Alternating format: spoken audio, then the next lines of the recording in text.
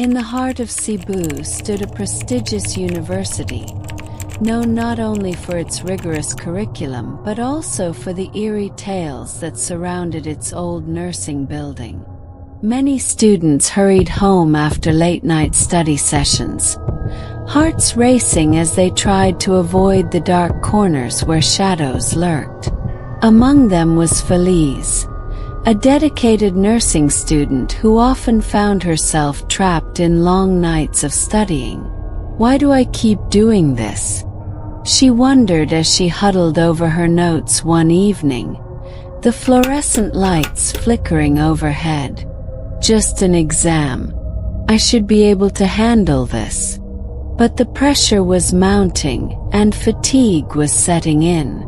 As she prepared to leave, a chill crept into the air, not from the coolness of the building, but from something deeper. She turned to leave, and her eyes caught sight of a small figure standing in the far corner.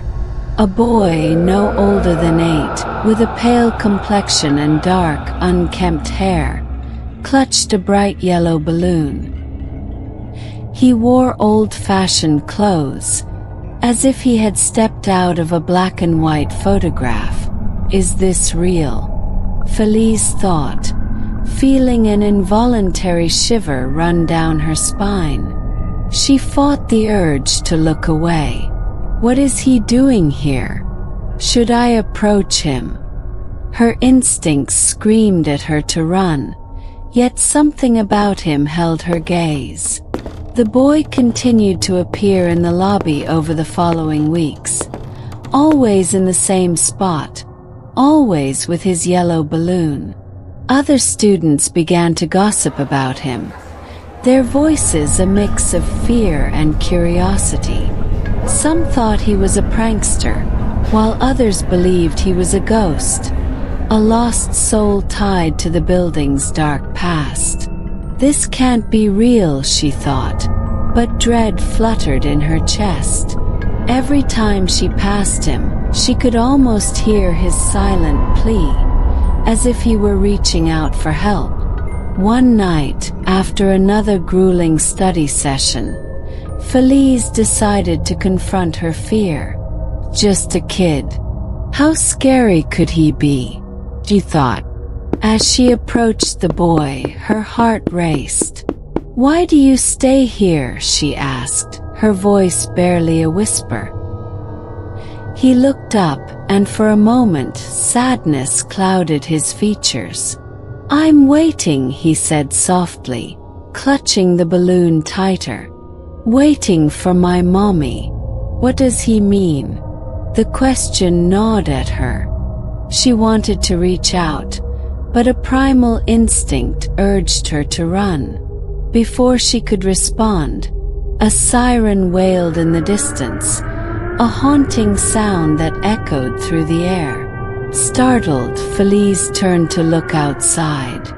When she looked back, the boy had vanished, leaving only the faint scent of burnt rubber in the air. "I'm imagining things," she thought frantically. "This is all in my head. I need to focus." The next day, tragic rumors swirled around the university. A small fire had broken out in an old room, and they reported that a young boy had died in the flames, trapped alone. "No, it can't be the same boy," Feliz thought, her heart sinking. "What if it is? What if I just spoke to a ghost?" The administration tried to keep it quiet, fearing the repercussions on the school's reputation, but the whispers spread. Feliz couldn't shake the boy from her mind. She learned that he had been playing with his balloon during a small celebration when the fire broke out. In the chaos, he had been left behind. How could they just leave him? Wasn't anyone looking for him? The guilt twisted in her stomach like a knife. She realized the boy she had seen was the same child whose life had been cut short. Years later, as she stood in front of the nursing building, Memories flooded back. The boy's figure lingered in her mind. His pleading eyes etched in her memory. A familiar chill settled over her.